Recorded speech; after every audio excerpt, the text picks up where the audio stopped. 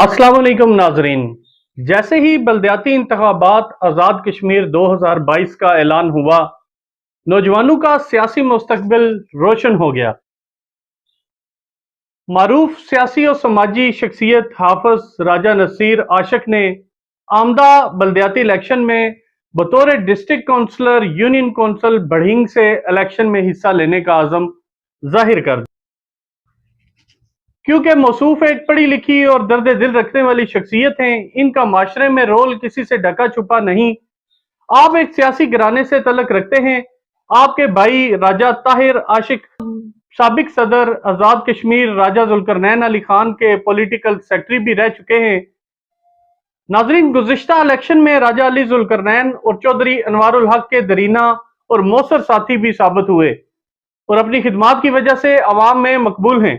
इनसे जानते हैं कि इनके क्या ख्यालात हैं।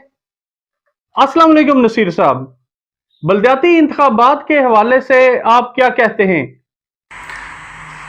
बिस्मिल्लाहिर्रहमानिर्रहीम रब्बी शरह ली सदरी व यस्सिर ली अमरी वहलुल उक़दतम मिन लिसानी यफ़क़हू क़ौली। सदक़ल्लाहुल अज़ीम।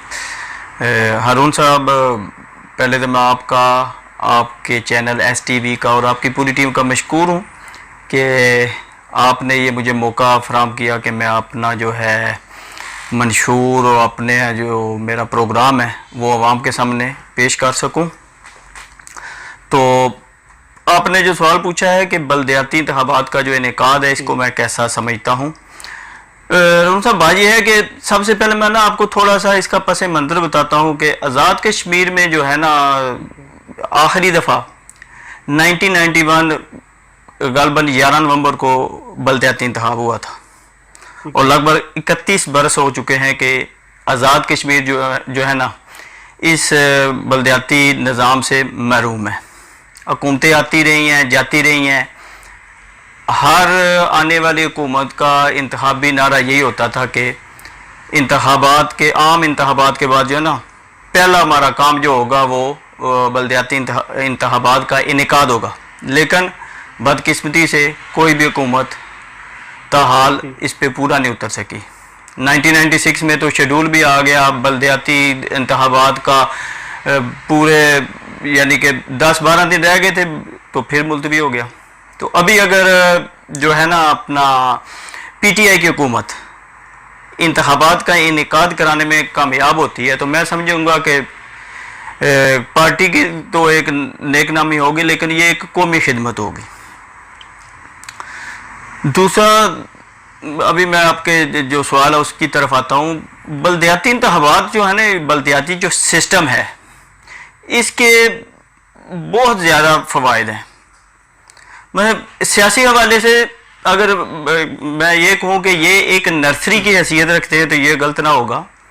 इसकी मिसाल मैं आपको ये देता हूँ कि मोहम्मद खान जनेजो साहब जो पाकिस्तान के वज़ीर आज़म के ओहदे तक पहुँचे हैं, तो उनका जो सियासी कैरियर था वो भी उन्होंने अपना सियासी कैरियर जो है वो BD मेंबर से शुरू किया और मुल्क के प्राइम मिनिस्टर तक पहुँचे।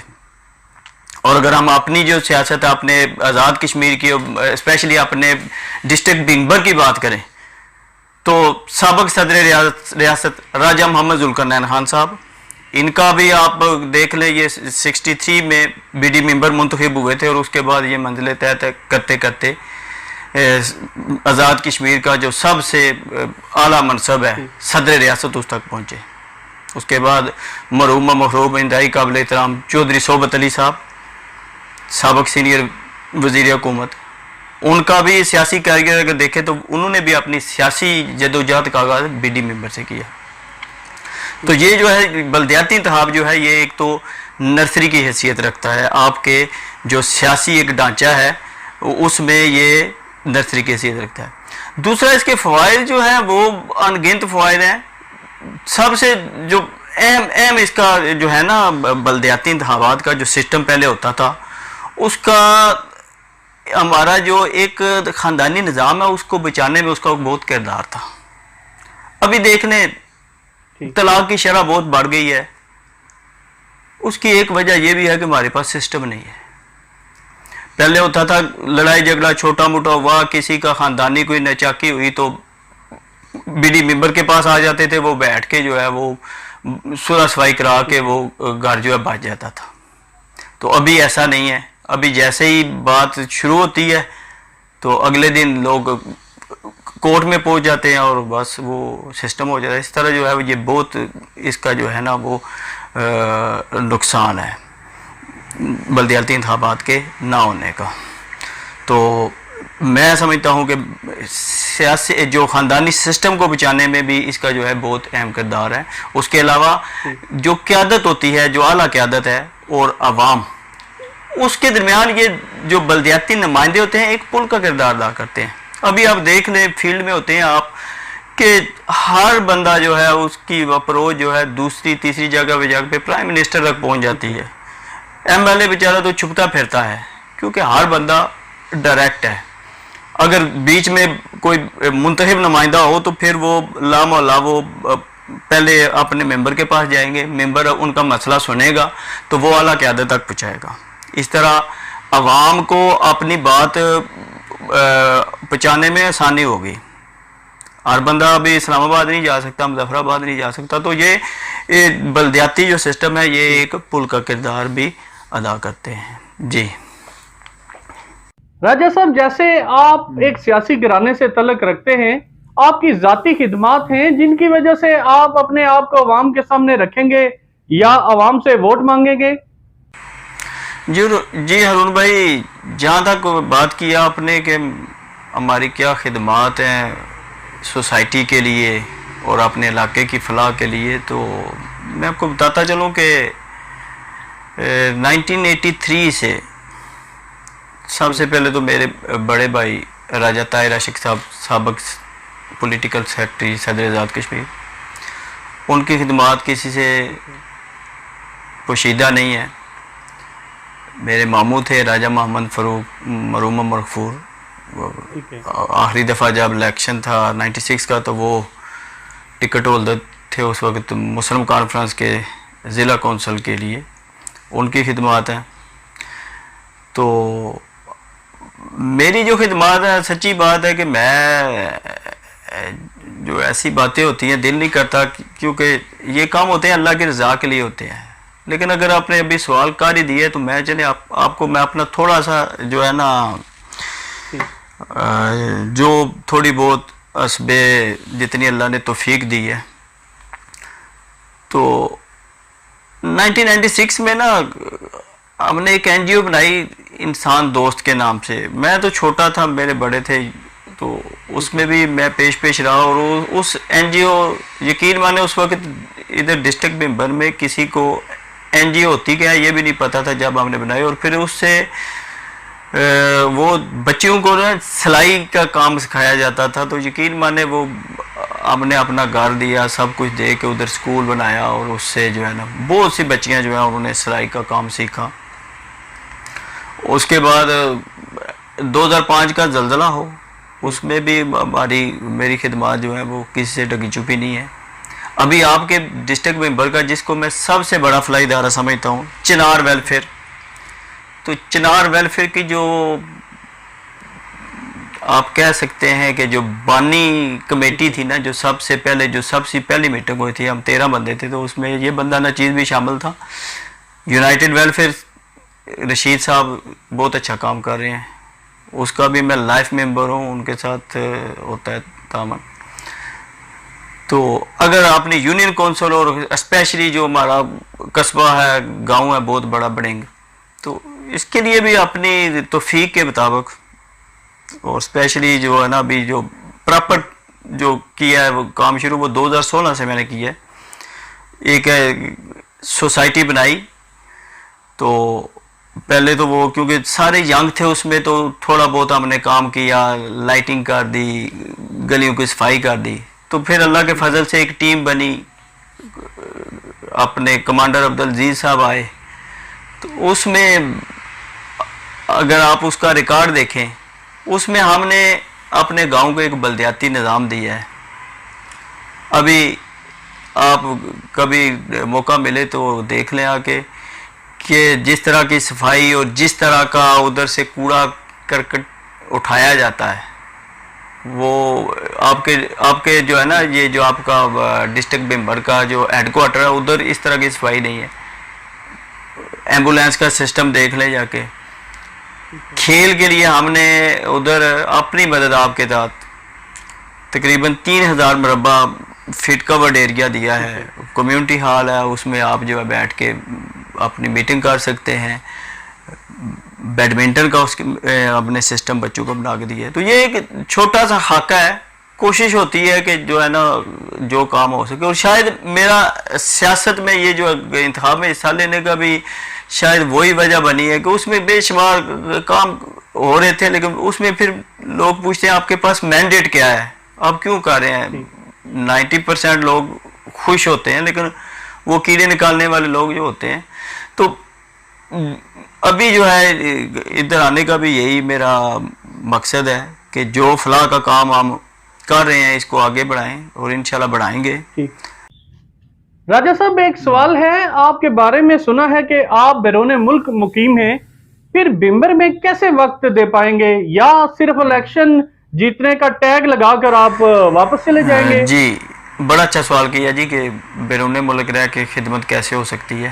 تو پہلی بات تو یہ ہے کہ بیرون ملک میں ادھر ضرور مقیم ہوں, ادھر اپنا کام کاج ہے, لیکن آپ کے نوٹس میں بھی ہے اور میرے جو حلقے کے لوگ جانتے ہیں کہ میرا بزنس جو ہے وہ ادھر سے زیادہ پاکستان میں ہے. میں 18-20 سال سے پراپرٹی کا کام کرتا ہوں. تو ویسے بھی میں اپنا زیادہ تر ٹائم جو ہے ابھی میں نے تقریباً 1 سال پورا ادھر گزارا ہے, پھر ابھی واپس آئے وہ, لیکن کووڈ کی وجہ سے کچھ مسائل ایسے تھے کہ ابھی کچھ تھوڑا ٹائم لگ گیا ہے. لیکن انشاءاللہ اگر ابھی جب جانا ہے تو انشاءاللہ ادھر ہی ڈیرے, ادھر ہی عوام کی جو خدمت کر سکے وہ ضرور کریں گے. اس طرح کی کوئی بات نہیں ہے کہ میں وہ اپنا بس وہ ایک انتخابات کا ٹور ہوگا اور پھر واپس. اور جانتے ہیں میرے لوگ جانتے ہیں کہ میں زیادہ ٹائم ادھر ہی ہے, انشاءاللہ ادھر ہی رہیں گے. ایسی کوئی بات نہیں ہے کہ وہ انتخابات کے بعد جو ہے واپسی ہو جائے گی, ادھر ہی ہوں. اچھا نصیر صاحب یہ بتائیں کہ آپ کس منشور کے تحت الیکشن لڑ رہے ہیں؟ اللہ کرے آپ کامیاب ہوتے ہیں تو کیا عوام اور علاقے کے لیے کیا کچھ کرنا چاہتے ہیں؟ جی تو جہاں تک ہارون بھائی منشور کا تعلق ہے تو میرا منشور جو ہے وہ ویسے تو کافی لمبا چوڑا منشور ہے, لیکن اس کو میں 3 اس کے جو ہے نا نکات اس پہ اس کو ڈیوائیڈ کروں گا. میرے منشور کا پہلا جو ہے نا پہلا پوائنٹ ہے وہ ہے برادری ازم اور تعصبات کا خاتمہ. قرآن مجید میں جو ہے وہ اللہ تعالیٰ فرماتے ہیں وَجَعَلْنَاكُمْ شُعُوبًا وَقَبَائِلَ لِتَعَارَفُوا إِنَّ أَكْرَمَكُمْ عِندَ اللَّهِ أَتْقَاكُمْ, کہ تمہارے گروہ اور قبیلے اس لیے بنائے گے تمہاری پہچان کے لیے, تم میں سے بہتر وہ ہے جو تقوی کے لحاظ سے بہتر ہے. تو اب دیکھ لیں ہمارا جو سسٹم ہے اس میں برادری ازم کا جو عنصر ہے اس نے جو ہے عوامی مسائل جو ہیں وہ بڑھائے ہیں, کیونکہ جس کو جو سوٹ کرتا ہے, جب برادری ازم سوٹ کرتا ہے وہ برادری ازم کا نعرہ لگا لیتا ہے. جس کو کوئی اور تعصب, نسلی تعصب بھی چلتا ہے, مذہبی تعصب بعض دفعہ چلتا ہے, علاقائی تعصب چلتا ہے. لیکن یہ جتنی بھی چیزیں ہیں یہ ان کی ممانت ہے. دیکھ لیں وہ اللہ تعالیٰ فرماتے ہیں خیر الناس من ینفع الناس, تم میں سے بہتر وہ ہے جو لوگوں کے لیے بہتر ہے. اس میں یہ نہیں لکھا کہ وہ مسلمانوں کے لیے بہتر ہے یا عیسائی کے لیے بہتر ہے یا کسی اور مذہب کے لیے. انسانیت اس میں اجتماعیت ہے, اس میں یہ نہیں ہے کہ آپ میں تعصب ہو, مذہب کا تعصب ہو یا کوئی اور تعصب ہو. اور یہ تو جو ہے نا مذہب تو بہت بڑی بات ہے نا, یہ چھوٹا چھوٹا جو تعصب ہے نا, یہ پنجابی میں وہ ٹبر برادری کا تعصب, یہ بالکل جو ہے نہ ہی اللہ تعالیٰ کی ذات کو پسند ہے اور نہ ہی یہ کسی بھی طرح کسی معاشرے کے لیے اچھا ہوتا ہے.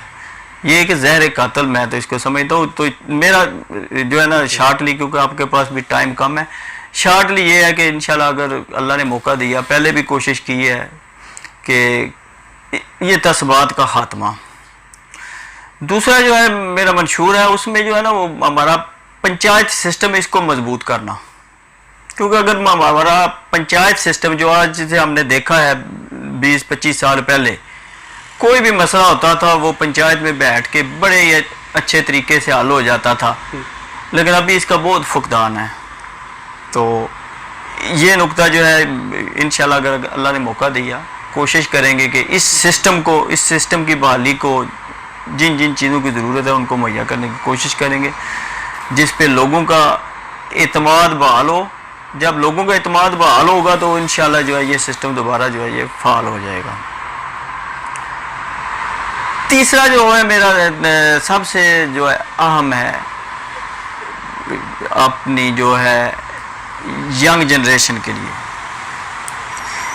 यंग जनरेशन जो है ये सच्ची बात है इस वक्त बहुत सी मरूमियों से गुजर रही है, ना कोई उनको तालीम के मौके अच्छे नहीं मिल रहे, सेहत के हवाले से प्रॉब्लम है, और सबसे बढ़कर खेलों का कोई सिस्टम नहीं है। खेलों के जितने उनको मौके मिलने चाहिए वो मौके नहीं मिल रहे। उसी वजह से माशरा जो है ये इसको तरह तरह की जो बीमारियां हैं वो दीमक की तरह इसको हमारी नई नस्ल को चाट रही हैं, और वो आस्ता आस्ता हमारी नस्ल जो है उसमें जो है ना वो इतनी खराबियां आ गई हैं कि अल्लाह ना करे ये बिल्कुल जो ज़माना जाहिलियत था ये उस तरफ चल पड़े हैं। तो ये मेरा मंशूर है कि अगर अल्लाह मौका दे तो नौजवानों के लिए जो है खेल के मौके पैदा करना, उनके लिए खेल के अच्छे स्टेडियम, अच्छे क्लब बनाना, और उनकी तालीम के लिए जो ज़रूरियत है इंशाल्लाह उनको पूरा करना। बहुत शुक्रिया आपका, आपने कीमती वक्त दिया। जी नाजरीन, आपने राजा नसीर साहब की गुफ्तगू सुनी। अगले मेहमान तक अपने मेज़बान हारून रशीद को इजाज़त दीजिएगा। अल्लाह हाफिज़।